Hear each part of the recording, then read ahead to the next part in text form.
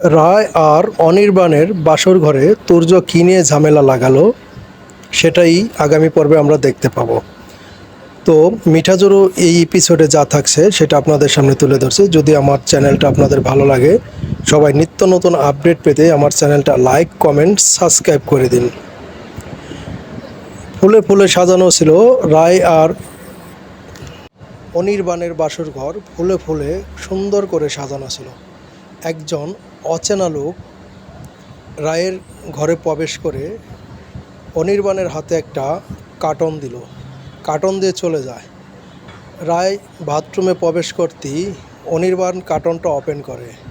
কার্টনটা open করার পরে অনির্বাণের মাথায় হাত। রায় বাথরুম থেকে এসে অনির্বাণকে অনেক জোরাজুরি করে। আসলে সেই কার্টনের মধ্যে কী ছিল, আগামী পর্বে আমরা সেটাই জানতে পারবো। তারপরও আপনাদের জানিয়ে দিই, অচেনা লোকটির কার্টনের মধ্যে অনির্বাণের কিছু অন্তরঙ্গ মুহূর্ত ছিল, যেটা দেখার সাথে সাথে অনির্বাণের মাথা ঘুরে যায়।